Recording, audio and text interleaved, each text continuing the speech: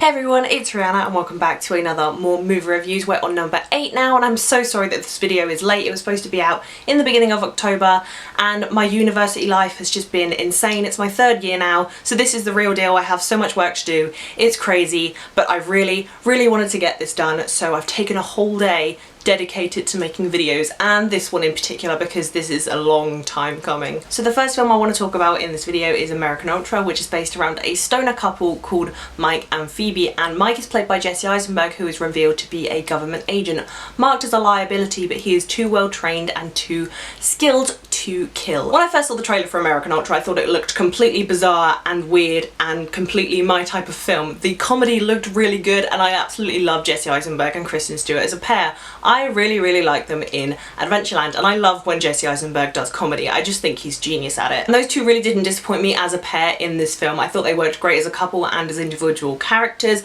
I love both their storylines as far as bizarre and weird they go. I really like them as characters, and it was really cool to follow these characters as well, just because they're really likeable, they're really fun, and they're not too serious. The first half of the film mainly focuses on them as a couple, and it doesn't really get interesting until he is revealed to be an agent. And there's tons of other different characters in the film that don't really feel like they have a relevance in the film. They're just kind of there and they go from place to place and they're just there, and it's just these two main characters that you really want to follow. And there was Topher Grace's character as well that just got hella annoying in the film. I actually thought the plot devices of the film were well thought out. It reminded me of Orphan Black with this kind of operation where they have minders, which I thought was really cool, and I didn't expect to see that from Kristen Stewart's character, so it was nice to have her as a kind of multi-dimensional character rather than Bella in Twilight. We won't talk about that. I had pacing issues with American Ultra. It starts off quite slow when we're introduced to the characters and whatnot, and then we get this really cool reveal that he is this government agent, and it's super kick-ass, and the action kicks in, and it's really great from there until the very end where it starts to slow down. The film is funny, but not as funny as I expected it to be, but I absolutely love the action and the characters in this film, so I'm going to be giving it a 3 out of 5 stars. The next film I want to talk about is It Follows, which came out earlier this year, and people had been bugging me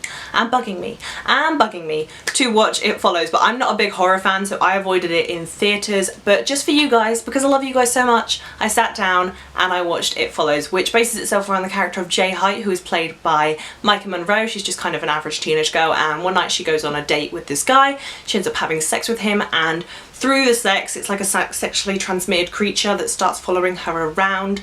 And yeah, that's the main concept of the film, I guess. Get ready for an unpopular opinion, people. Everyone seems to love and worship It Follows. I, however, did not like the film. I didn't enjoy it, I wasn't scared, I didn't find it creepy.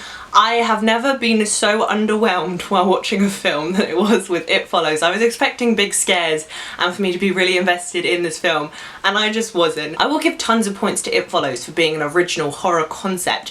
However, there are other things in the film that just do not fit well with me. I didn't find the film scary, and even if the film didn't mean to be scary, I didn't find it creepy in the slightest. I didn't feel the tension in this film, weirdly. I don't know whether we were watching the same film. I thought Micah Monroe was actually really good as the main character in this film. I really liked her acting. She pulled off the scared shitless girl really well. But the other characters in the film, they could have literally all died at the end and I would not even have cared. Like, I didn't feel anything for these characters. I didn't feel like a connection to them as teenagers or anything like that. And some of the things they said dialogue-wise, I just didn't understand. They were just too kind of poetic and out of the blue, and they'd say things like, oh, my mother used to tell me blah blah. I don't know what to tell you guys. I was very underwhelmed watching It Follows. I will give massive props for it for obviously being an original horror concept, and the cinematography in the film is absolutely gorgeous, like some of the best of the year, I would say. Some of the shots just look so beautiful, and the music as well. The music in this film is absolutely fantastic, one of the best scores I've heard in a long time. But everything else, story-wise, didn't settle well with me. I am a big fan of ambiguous films, but there was just no explanation in this film of why it happened and where it came from. They could have had a really interesting mythology. I haven't watched any theory videos about it. Maybe I should. But for me, there was just no explanation, which means there was no interest in the monster or where it came from. And the ambiguous time period I thought was really interesting as well, just as a weird side note. But everything else, apart from the score, the soundtrack, and it being original, no, I didn't like It Follows, guys. I'm so sorry. I guess for the score and soundtrack alone and Micah Monroe's acting, I will give It Follows a 2 out of 5 stars. I'm probably gonna lose so many subscribers / having people with pitchforks outside my house because I've said that. but it's just my opinion. The next one I want to talk about is Ricki and the Flash, which stars Meryl Streep as hard rocker Ricki, who's in a band and she's left her kids behind in suburbia who are now all grown up, but she left them behind with their father and their new stepmom to perform in LA with her band. But when Ricki's daughter goes into a mad state of depression and mania when her husband cheats on her, she goes back to suburbia and tries to reconnect with her kids. As always, Meryl Streep gives a great performance as Ricki. She's kind of this hard rocker, she's this old soul, but she really wants to connect with her kids again and she feels really, really bad about leaving them.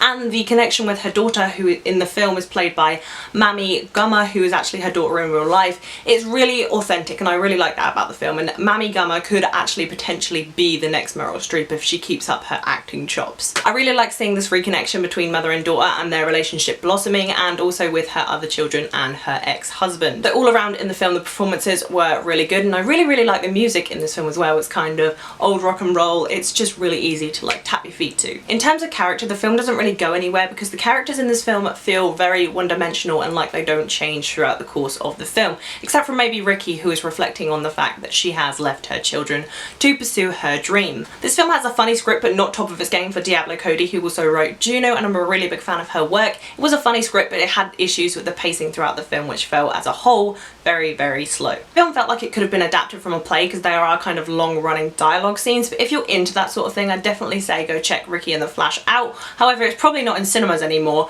but I would say it's not the end of the world if you waited for Netflix or DVD to check Ricki and the Flash out. I'm going to be giving it a 2.5 out of 5 stars. Up next, because we are in the month of Halloween and I wanted to review some spooky movies for you guys, with It Follows and my next pick, The Babadook, which I've also missed forever and years ago that it came out. My apologies for that. Not a big horror fan, have to really psych myself up to watch those films. So The Babadook is based around a widowed mother called Amelia and her young son Sam, who finds a children's book called The Babadook, and through this book the Babadook kind of escapes the book and haunts them. A huge highlight of this film was the directing by Jennifer Kent, who I think does a fantastic job in this film, and her work with Essie Davis, who plays Amelia, is absolutely fantastic. She was amazing in this film. She really pulls off the kind of possessed, scared as hell mother role, and like the kid in the film as well. As annoying as the kid in this film does get, he done a really good job acting as well, and I just think the simplicity of just having them as the main two characters in the film and their relationships and how they cope with the Babadook is really interesting and makes it more intimate and intense. The creation of the creature, the Babadook, is highly creative, original, it's simplistic but effective, and it really did scare me. There were a couple of jump scares in this film, but honestly I was watching it and I was thinking, I don't want to look at that screen right now. I don't want to have nightmares later, because I was genuinely horrified by scenes in The Babadook. It was very intense and kind of skin crawling. I just think The Babadook is a really well made film, really well directed by Jennifer Kent and acted by Essie Davis. I'm going to be giving it a 3.5 out of 5 stars. And the last film I have to review for you guys on this More Movie Reviews video is Testament of Youth, which I've been meaning to watch forever and a day. It's based around the character of Vera Brittain, who is a very famous feminist, pacifist and World War II nurse, who is played brilliantly, fantastically by Alicia Vikander. She is incredible in this film. I absolutely love her character. She's so determined and smart, and